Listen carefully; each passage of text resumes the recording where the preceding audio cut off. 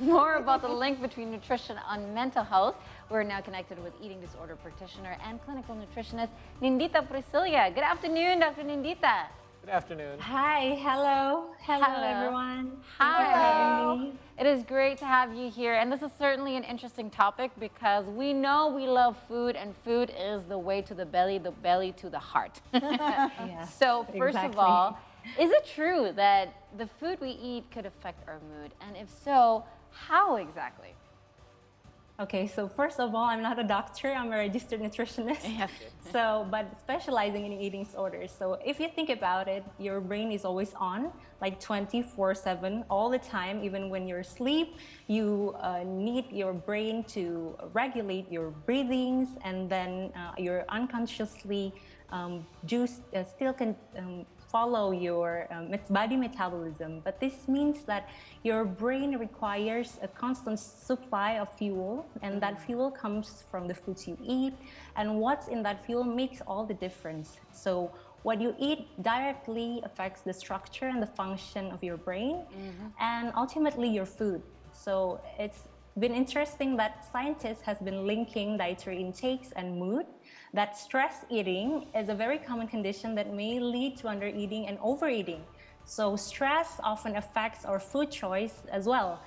But relationship between food and actual mood disorders is less clear. So there are a meta-analysis study highlighting on high consumption of meat that could be associated with high risks of developing depression.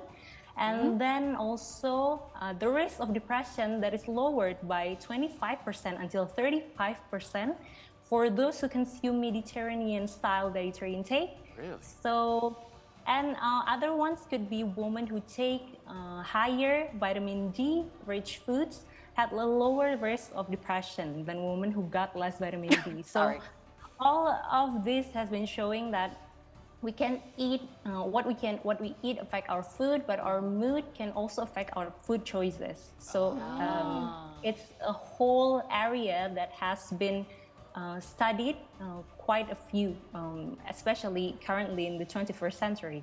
Bring on the olive oil. Yeah, so I guess it's a two-way street then, yes, because obviously we always think that you know the food we eat affects our mood, but it's the other way around as well. Yeah, and especially when I'm stressed out, I eat. Do you do that too? Yeah, exactly. He chooses fruits though. Yeah, he's got that's right. healthier choices Healthy than we choices. do. All right, so once again, what is the link between mental health and nutrition, and what important part does food play in maintaining our mental health? Because you know nowadays mental health, it's always been a headline, I guess, for a few past years, I guess. Okay, so diet is such an important component of mental health that it has inspired an entire field of medicine. Okay, it was just getting good. The issue there. Let's try to. Okay. Foods impact our mood, while certain mental health conditions may affect our nutritional status. So food is crucial in. Yeah, go ahead, Nindhita. Sorry, we just had you on delay there for a second. Yeah. Well, it turns out we're waiting for her to return. I mean. Okay. Yeah. So let's fill in while we wait Mediterranean momentarily. diet. Yeah, because I've Let me also look it heard up. about, you know, I would say that most of us we don't even.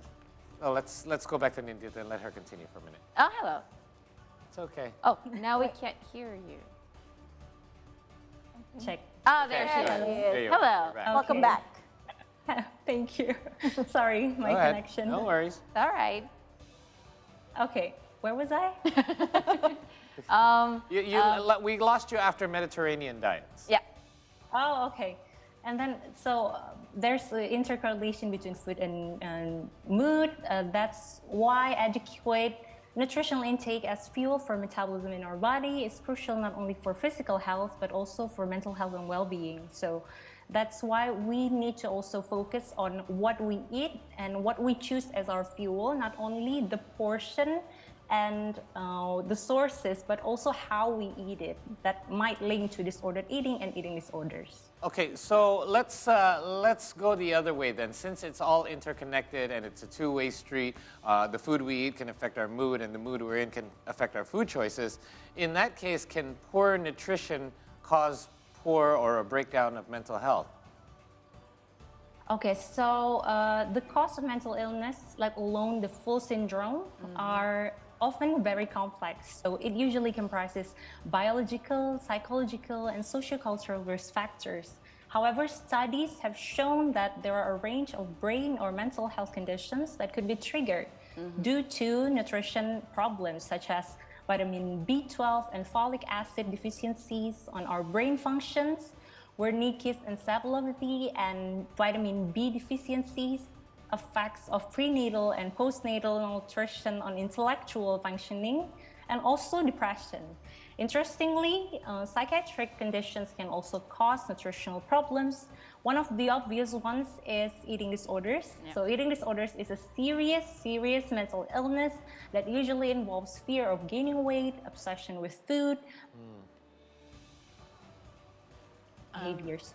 So this can cause undernutrition, also overweight and obesity. So a range disordered eating patterns like body image dissatisfaction, excessive exercise, and sometimes followed by comorbidities of other mental illness can also followed with eating disorders. So it's quite complex, really. Gotcha. You know, one thing that I find so interesting is we're talking about food being so interconnected with our mood, and there is connection right there. Let us talk about comfort food. Why are certain foods so comforting? Why, when we're stressed, we're actually looking for food that may or may not be the most healthiest choices for us? Because I just want to know, why are junk foods so good? Why is like pasta and cheese so good? Ice cream, you know? And could you please enlighten us nutrition-wise if we were, you know, experiencing like a letdown or stress? Is it possible for us to change habits into more, you know, eat a healthier version of stress eating? And what would that entail?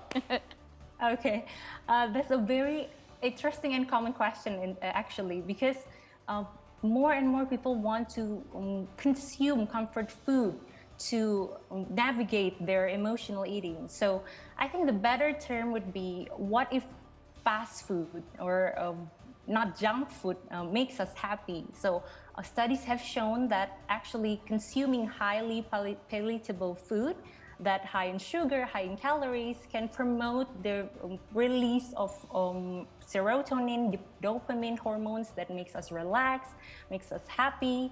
And the key is not to classify food by good or bad, because one of the main principles of intuitive eating is also having a mindset to challenge the food police in your mind. So by labeling food as junk, we unconsciously have certain judgments towards food that consuming it may lead to guilt or sinful feelings. So all food's supposed to be sin-free, all food's supposed to be guilt-free, and try not to surround food around guilt and incorporate mindfulness practice to increase our awareness when we eat.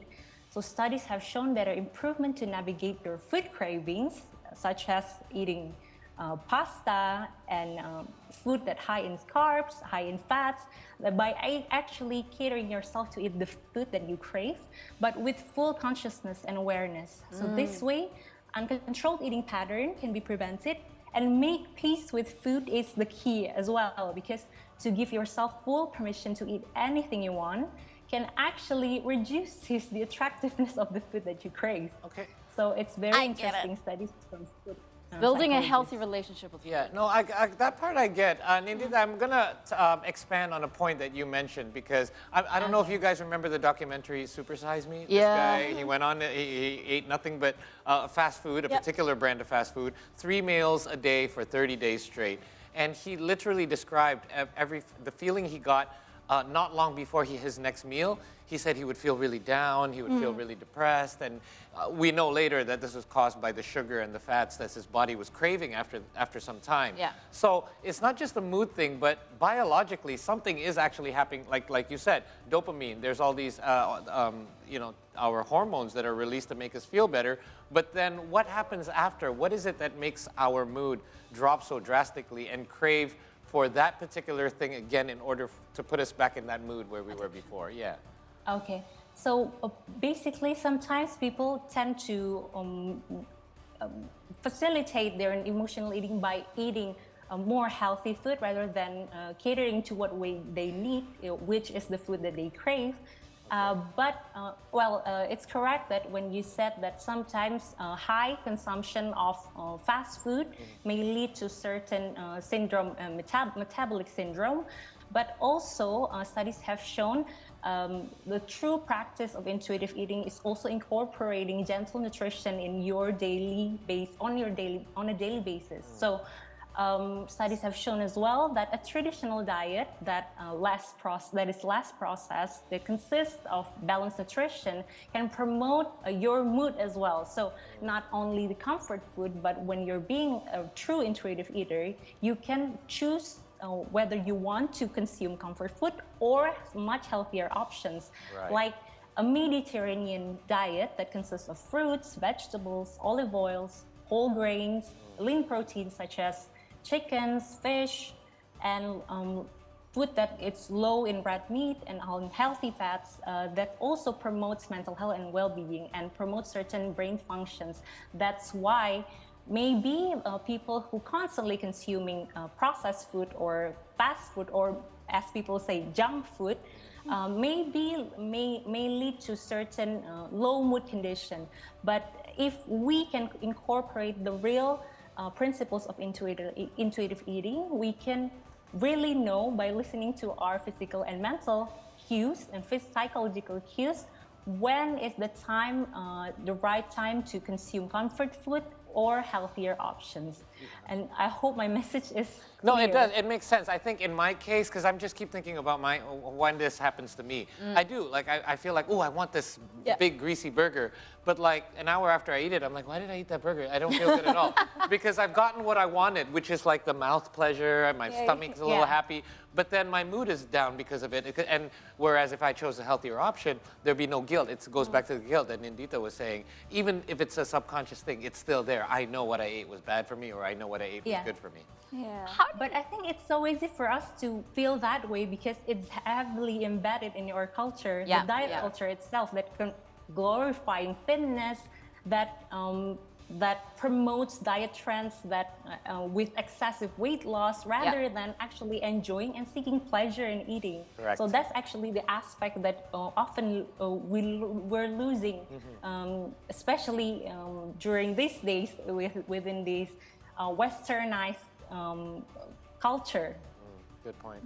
I just want to, because you are talking about intuitive eating, and how do we reset our mindset and try to build a healthier relationship with food? And we're all parents here. We have kids who will grow up to, to Candy have makes my to daughter love. happy, by the way. Yeah, candy makes my daughter happy too. But, we want them to build a healthy relationship with food, for instance. How can we do that? How can we, implement that to our children and teach that, or to us ourselves to reset our mindset?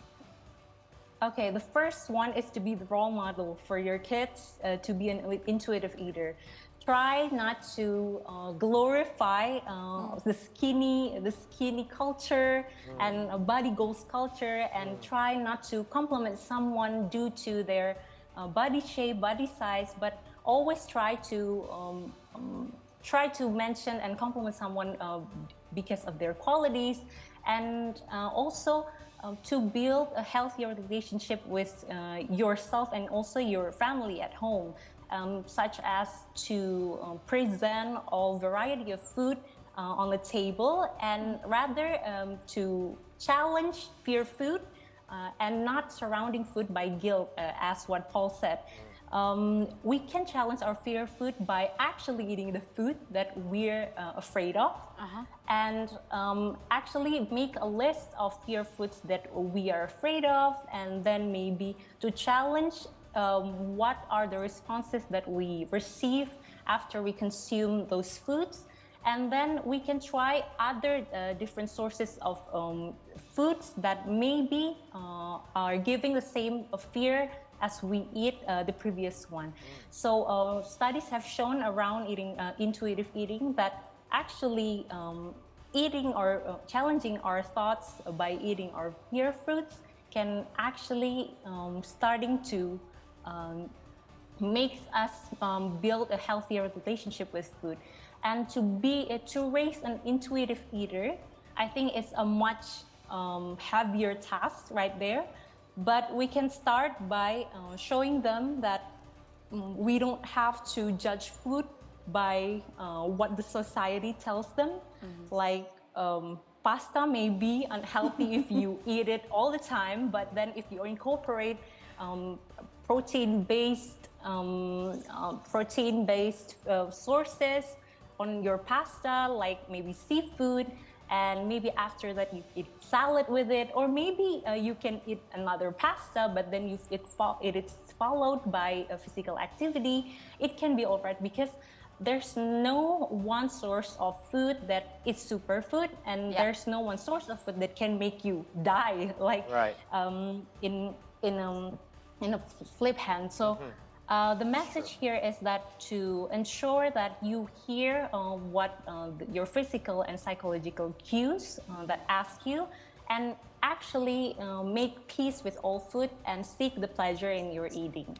Pleasure and enjoy the burger. It's not about the food, guys. You need to have a healthy relationship with yourself and be Enjoy aware the burger. and just be happy. Exactly. All right. I don't feel bad at all. I had fries with that burger, by the way.